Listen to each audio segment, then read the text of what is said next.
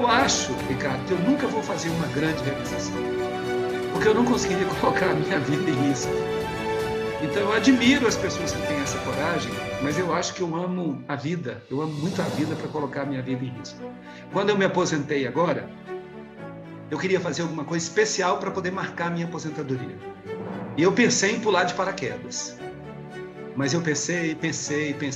Eu tenho um certo medo de altura. Então, eu queria fazer alguma coisa que desafiasse os meus medos. E aí eu pensei e mudei de ideia. Decidi fazer uma viagem de balão. E fiz uma viagem de balão. Convidei a família, vários membros da minha família foram na viagem de balão. Fizemos uma viagem de balão, foi uma viagem legal, tá certo? Eu confesso que no início eu estava com muito medo, mas depois eu fui me tranquilizando. E levei o meu cachorro, porque o cachorro me dava segurança, né? Quando você está perto de... eu gosto muito de cães, né? O cachorro é meu animal favorito. O meu cachorro é quase humano. A gente se comunica de um jeito que ele olha para mim, eu já sei o que ele quer. Que bem. E, pois é, e aí fui nesse passeio. Eu não colocaria em risco a minha vida para fazer alguma coisa especial. Eu não colocaria a minha vida em risco. E não coloquei. Eu acho que o balão foi uma coisa muito mais tranquila. Eu acho que seria muito interessante a gente ouvir a própria palavra de Ellen White. Ellen White foi entrevistada pelo pai de H.M.S. Richards. Eu não sei se você se lembra desse nome. H.M.S. Richards foi o fundador da Voz da Profecia. O pai dele era pastor, já gostava de comunicação e fez uma entrevista com ela. Nessa entrevista, ele perguntou para ela quanto dos escritos do Espírito de Profecia ele devia usar nas pregações. E ela respondeu para ele o seguinte: você não deve usar os escritos do Espírito de Profecia nas pregações, você deve usar antes das pregações. Ela falou: você deve ler tudo que você puder. Primeiro você vai ler bem a passagem bíblica. Depois você vai ler o que eu escrevi a respeito das passagens bíblicas. Aí depois que você tiver entendido o que eu escrevi e o que a Bíblia disse, você vai pregar o que a Bíblia disse. Então a própria Ellen White dá esse conselho, que as pregações tenham por base a Bíblia e não necessariamente os escritos dela. Isso não significa que a gente não possa usar nenhuma passagem de Ellen White. Significa que a gente não pode fazer um sermão exclusivamente baseado em Ellen White. Eu mesmo gosto de, nas minhas pregações, acrescentar pensamentos de Ellen White. E ela mesma se chamava de uma luz menor que leva a uma luz maior. A luz maior é a palavra de Deus. Então, os escritos dela não têm o mesmo peso da palavra de Deus. Eles também são julgados à luz da palavra de Deus. Se ela tivesse dito alguma coisa que contrariasse a palavra de Deus, ela estaria automaticamente desqualificada. E nós não pensaríamos duas vezes, porque nós não podemos desqualificar a Bíblia. É a palavra de Deus. Então, os escritos dela não têm o mesmo peso, mas tem muito peso. Não é porque não tem o mesmo peso que a gente não vai dizer que não tem um peso, não tem um peso algum. Eles têm peso. E a gente deve se familiarizar com os escritos dela. A minha esposa é uma assídua leitora de Ellen White. E ela me ajuda muito nas pesquisas que eu faço para os sermões. Às vezes eu estou escrevendo um sermão sobre um assunto, eu pergunto para ela: você que lê tanto Ellen White, você se lembra de alguma passagem de Ellen White que me ajude aqui com este assunto? Aí geralmente ela tira uma passagem lá de dentro da cartola. E aí ela me dá essa passagem, eu uso com toda alegria nos meus sermões. Então a gente deve ler o Espírito de Profecia. Agora, foi Ellen White que definiu as doutrinas da Bíblia? Não. As doutrinas da Igreja Adventista? Não. As doutrinas da Igreja Adventista foram definidas pela Bíblia, com a ajuda de Ellen White. Então, é isso aí. Ou seja, a existência de Ellen White foi importante para nós. Mas as doutrinas bíblicas, as doutrinas adventistas são todas bíblicas. Elas têm todas elas têm embasamento bíblico. Todas elas a Igreja Adventista procura justificar com a Bíblia. E Ellen White é só um instrumento adicional. Ela é só uma ajuda adicional para que nós compreendamos melhor essas doutrinas. Milton Torres, existe um sonho que você ainda pretende realizar? Eu sempre falo que eu sou uma pessoa que não tem muitas expectativas. A minha infância pobre nunca me permitiu pensar no futuro. Eu sempre tinha que pensar naquele dia. Então, eu sou um pastor estranho, porque, por exemplo, eu não me interesso muito por escatologia. As pessoas estão sempre interessadas em saber quando é que a porta da graça vai fechar, elas estão sempre interessadas em saber quem são os 144 mil. Eu confesso a você que eu tenho pouco interesse nessas coisas. Eu escrevo muito sobre o Apocalipse, mas sempre do ponto de vista da antiguidade. Ou seja, o que significava aquela palavra na antiguidade? Recentemente eu escrevi um artigo sobre a tradução pouco tempo numa passagem de Apocalipse. Porque muita gente estava discutindo o que significava pouco tempo. Aí eu falei assim, vou ver nos pais da igreja como é que eles entenderam essa expressão. Aí eu dou a minha contribuição. Então, eu sou muito mais, tanto que a minha formação é em arqueologia e línguas antigas, o doutorado em arqueologia pela Universidade do Texas e o doutorado em línguas antigas pela Universidade de São Paulo, a USP, e o pós-doutorado em literatura antiga pela Universidade Federal de Minas Gerais. Então, eu estudo o passado, eu gosto do passado. Eu estou sempre preocupado com o passado, então eu não tenho muitas expectativas com respeito ao futuro. E é por isso que eu também sou uma pessoa que eu não sonho muito. Eu sei que talvez eu não seja um bom modelo para os jovens a respeito disso. Mas o meu maior sonho era sempre dar o próximo passo. Então, quando eu estava no ensino médio, o meu maior sonho era fazer uma faculdade. Quando eu estava na faculdade, o meu maior sonho era fazer mestrado. Quando eu estava no meu mestrado, o meu maior sonho era fazer o doutorado. Quando eu estava no doutorado, o maior sonho era fazer o pós-doutorado. Quando eu me aposentei agora, o meu maior sonho é escrever o próximo livro.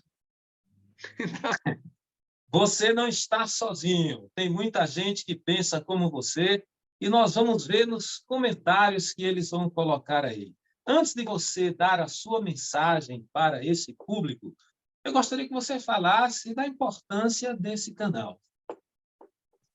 Eu acho muito importante, porque às vezes as pessoas elas criam certas ficções a respeito dos pastores, né? E nós vivemos numa época em que os pastores não estão muito próximos dos membros atualmente. Eu me recordo quando eu comecei o meu ministério, quando eu era departamental de educação, quando a gente fazia uma visita a uma escola do interior, eu ficava hospedado na casa dos irmãos. Era a oportunidade de a gente estar ali com eles, de a gente trocar ideias, de a gente discutir temas da Bíblia, de a gente falar sobre a alimentação vegetariana, que é uma coisa muito importante para mim. Eu sou vegetariano há mais de 40 anos. Não é? Então, eu tinha a oportunidade de falar isso, mas por que você não come carne? Por que você não come isso, aquilo? Eu tinha a oportunidade de falar porque eu estava sempre em contato com eles. Hoje em dia isso não acontece mais. A gente fica em hotéis quando a gente vai fazer uma visita a uma igreja do interior. E não é só porque os membros não querem mais a gente na casa deles. É porque a gente também não quer mais ir à casa dos membros. Porque a vida atual se tornou isso proibitivo. Eu não estou fazendo nenhuma crítica aos pastores atuais, nem aos membros atuais. Eu estou dizendo que a vida da gente virou isso. Então a gente está muito distante dos membros. Então, eu acho que um canal como esse pode atenuar essa separação que houve dos pastores em relação aos membros da igreja. Os pastores hoje, eles ocupam muito uma posição parecida com a de um executivo de uma empresa, né, que vai ali para poder organizar o trabalho da igreja e não necessariamente para pastorear as pessoas. Os pastores hoje assumem essa postura, né? E eu tive a felicidade de ser sempre pastor de distritos pequenos. Nunca fui pastor de um distrito grande. Os meus distritos sempre tiveram uma ou duas igrejas, porque eu estava trabalhando em outras coisas. Eu era diretor de escola, eu era professor. Então, o meu maior distrito foi o de Nazaré. Tinha duas igrejas, Nazaré e Barros Reis. Então, eu acho que eu tive a oportunidade de pastorear algumas igrejas, pastorear de fato. E hoje o trabalho de pastoreio está muito nas mãos dos anciãos.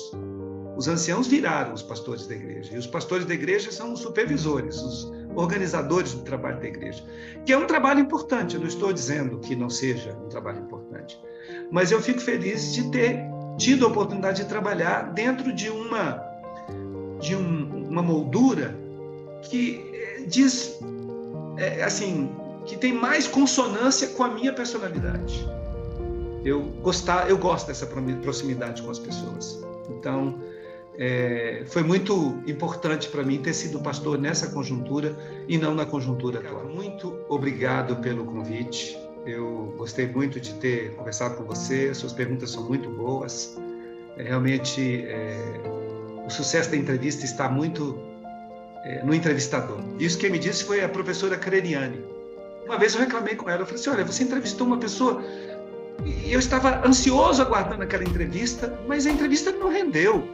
A pessoa estava presa, a pessoa não falou do coração. Foi decepcionante, porque eu conheço essa pessoa. Eu acho que essa pessoa era melhor, ela podia ter falado mais. A pessoa estava muito presa. Ela baixou a cabeça e falou assim, Milton, não foi a pessoa. Quando a entrevista não dá certo, a culpa é do entrevistador. Ela me disse. E como ela era a apresentadora de um programa de entrevistas da Novo Tempo, eu levei isso a sério. Então, eu acho que as suas perguntas foram importantes porque elas contribuíram para que a nossa conversa fosse uma conversa produtiva. Então, muito obrigado pelas boas perguntas. Eu confesso a você que eu não tenho uma mensagem, tá certo? É difícil eu pensar assim, uma mensagem do Milton Douglas, porque a vida inteira como pregador, a gente se acostumou a pregar a mensagem de Jesus. Eu acho que isso é bastante importante. Mas se eu fosse falar da mensagem de Jesus aqui, apesar de ser uma coisa que a gente pode resumir em poucas palavras, né? Eu acho que eu não estaria sendo talvez muito original aqui neste momento, no momento de entrevista. Então, como você me disse que me faria essa pergunta no final, eu decidi que eu ia, em vez de falar da minha mensagem, eu ia ler um poema que tem sido importante na minha vida. Esse poema não foi escrito por mim. Ele é escrito por um poeta chamado Charles Bukowski, que é um poeta até criticado, porque ele não tem muito controle do que ele fala. Ele fala algumas coisas, às vezes, que são sem noção. Mas a gente tem que ver que ele tem uma história muito triste. Também foi abandonado pelos pais, cresceu sem os pais, querendo ser aceito pelo pai, querendo se aproximar do pai, o pai não o aceitava. Ele nasceu num país, o pai era norte-americano, mas ele nasceu na Alemanha, ele viajou para os Estados Unidos em busca do pai. O pai nunca o aceitou, o pai sempre o criticou. Ele teve tudo quanto é profissão, assim, profissão difícil que você possa imaginar. Ele foi carteiro, ele foi chapa, que é aquele cara que carrega os caminhões. Ele foi frentista, que é o cara que coloca combustível no automóvel. Ele fazia esse tipo de trabalho e queria ser reconhecido como poeta. E ninguém o reconhecia. E foi só quando ele já estava velho, quando ele já estava com câncer, que ele passou a ser reconhecido como poeta. Mas ele diz uma coisa, ele fala algumas coisas que foram muito importantes da minha trajetória e que me ajudaram a lidar com as críticas, a lidar com os desapontamentos, as decepções, as tristezas. E é um poema que eu sempre cito, inclusive já citei num livro que eu escrevi chamado Retrato de um Pregador, que é um livro também que não é publicado pela Igreja Adventista, é publicado por outra editora, eu já expliquei a razão, e que fala sobre o Evangelho de Mateus. É um comentário ao Evangelho de Mateus. Eu traduzi e comentei o Evangelho de Mateus. E eu cito esse poema. Foi um livro que eu publiquei em 2018, pouco antes da pandemia. O poema se chama A Despeito Disso. A noite em que você luta melhor é quando todas as armas estão apontadas para você. Quando todas as vozes lhe lançam insultos, enquanto lhe estrangulam os sonhos. A noite em que você luta melhor é quando a razão recebe um chute na cara, quando as carruagens da melancolia o rodeiam. A noite em que você luta melhor é quando a risada dos tolos enche o ar, quando o beijo da morte lhe lembra um beijo de amor. A noite em que você luta melhor é quando compraram o jogo, quando a multidão pede o seu sangue. A noite em que você luta melhor é uma noite como esta, em que 1000 ratazanas pretas lhe saem do cérebro, enquanto você se levanta contra o impossível e se torna mano da terna irmã chamada alegria, e continua avançando a despeito disso. É assim que eu me sinto. Ô, Ricardo, eu estudei para ser professor de grego na Igreja Adventista do Sétimo Dia. Eu fiz a faculdade de teologia, fiz mestrado em grego, doutorado em grego e pós-doutorado em grego. E a vida inteira eu esperei que eu fosse me tornar professor de grego. E a Igreja Adventista me deu as oportunidades que eu precisava para ser professor de grego. Mas como professor de grego, eu fracassei. E porque eu fracassei como professor de grego, a igreja me pediu que fosse fazer outra função. E nunca mais me deixou ser professor de grego. E grego é a minha paixão. E eu podia dizer para você assim, puxa vida, eu me sinto uma pessoa fracassada. Mas eu não me sinto fracassado. Porque a igreja me pediu para fazer outras coisas, e coisas que eu fiz melhor do que eu fazia como professor de grego. Porque eu queria ensinar grego de um modo que não era o modo que a igreja queria que eu ensinasse grego. Mas a igreja me chamou, então, para ser tradutor, para ser professor, para ser pastor, para ser diretor de escola, para ser departamental. E eu fui todas essas coisas. Agora, eu estou trabalhando como tradutor para a CPB. Tradutor freelancer. Então, a igreja me chamou para tudo isso. E quando eu ficava decepcionado porque eu não havia me tornado professor de grego, com mais formação do que qualquer outro brasileiro da Igreja Adventista que eu conheço. Porque não existe nenhum adventista no Brasil que tenha a formação em grego que eu tenho. Com todas as credenciais que eu tenho, a igreja preferiu que eu não fosse professor de grego. E eu podia me sentir um fracassado por isso, mas eu não me sinto fracassado. E todas as vezes que eu tive vontade de me sentir assim, eu me lembrava desse poema do Bukowski. A noite em que você luta melhor. É quando deu tudo errado. É quando as coisas não deram certo. Quando os seus planos não se concretizaram. Aí é que você luta melhor.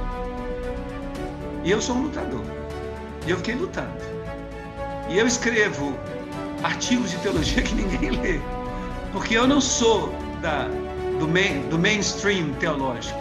Eu não sou professor de teologia. Eu não estou como professor de teologia. Eu não estou como teólogo da Igreja Adventista. Eu não sou convidado para as reuniões de teologia da Igreja Adventista. Então eu escrevo artigos que ninguém lê, quase ninguém lê. Poucos leem. Só os meus amigos, os meus ex-alunos, só eles leem. Mas eu continuo a escrever esses artigos. E eu tenho a esperança de que algum dia, quando passar esse tempo, né, e quando não for importante que uma pessoa seja professor de teologia para ser respeitado como teólogo, eu tenho esperança de que algumas pessoas vão ler o que eu escrevi. Então, eu quero terminar isso com a tônica mais positiva possível, tá certo? Eu não quero absolutamente que você pense que eu estou fazendo uma crítica à igreja ou que esteja fazendo uma crítica a qualquer pessoa. Eu não estou fazendo uma crítica, eu estou dizendo para você que eu reconheço que eu não era a melhor opção para a igreja como professor de grego. Não naquele momento, não naquela época, não naquele dia, não naquela noite.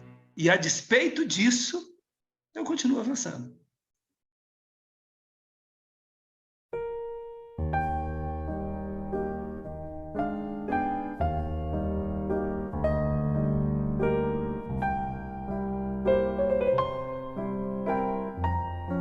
Sucesso você vai ter em qualquer profissão se você cumprir o que você promete, tentar ser o melhor no que você faz, ser honesto e volto a dizer, quando envolve crianças como agressor, os pais são os responsáveis de vigiar seus filhos, saber o que eles assistem na internet, quem são os amigos dele. Hoje eu vejo assim muito adolescente com essa onda de que tem que respeitar o espaço, bater na porta do quarto antes de entrar, porque é o espaço do menor. Eu sou contra esse tipo de coisa.